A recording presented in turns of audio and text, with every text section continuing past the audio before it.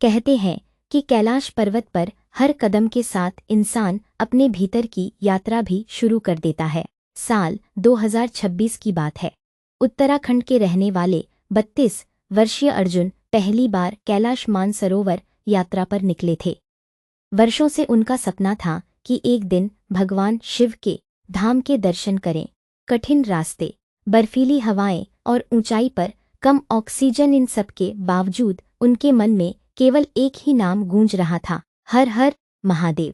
यात्रा का 5वां दिन था। आसमान में काले बादल छा गए। अचानक तेज बर्फबारी शुरू हो गई। यात्रियों का समूह धीरे धीरे आगे बढ़ रहा था, लेकिन अर्जुन अपने साथियों से थोड़ा पीछे रह गए।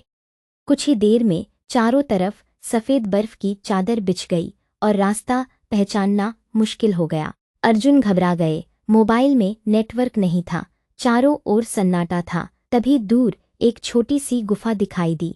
उन्होंने सोचा कि थोड़ी देर वहीं रुककर मौसम शांत होने का इंतजार करेंगे। गुफा के अंदर प्रवेश करते ही उन्होंने देखा कि एक वृद्ध साधु ध्यान में बैठे हैं। उनके चेहरे पर अद्भुत तेज था और गुफा में हल्की सी धूप जैसी सुगंध फैली हुई। साधु ने आंखें खोली और मुस्कुराकर कहा, डरो मत पुत्र, शिव की नगरी में जो सच्चे मन से आता है उसकी रक्षा स्वयं महादेव करते हैं। अर्जुन हैरान रह गए।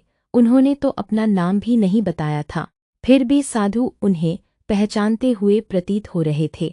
साधु ने उन्हें गर्म जड़ी बूटियों से बना पेय दिया।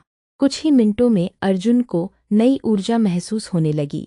बाहर तूफान और भी तेज हो चुका था, लेकिन गुफा के अंदर अद्भुत शांति थी। रात भर साधु ने शिव भक्ति, जीवन के उद्देश्य और कर्म के महत्व की बातें सुनाई। अर्जुन को ऐसा लग रहा था जैसे समय थम गया हो। सुबह जब उनकी आंख खुली तो गुफा खाली थी। साधु कहीं दिखाई नहीं दिए। बाहर निकलकर उन्होंने देखा कि मौसम बिल्कुल साफ था और सामने से उनके साथी उन्हें ढूंढते हुए आ रहे थे। साथियों ने आश्चर्य से पूछा, तुम पूरी रात कहाँ थे? यहाँ तो आसपास कोई गुफा ही नहीं है।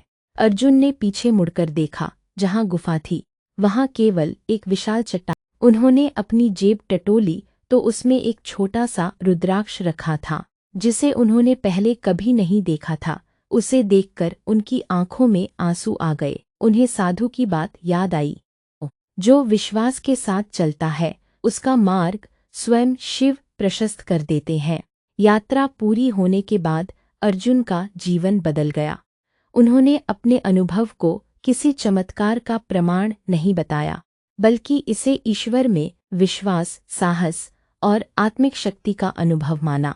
आज भी जब कोई उनसे पूछता है कि कैलाश यात्रा में सबसे बड़ा चमत्कार क्या था, तो वे मुस्कुराकर कहते हैं, सबसे बड़ा चमत्कार यह नहीं कि मुझे कोई रहस्यमयी साधु मिले।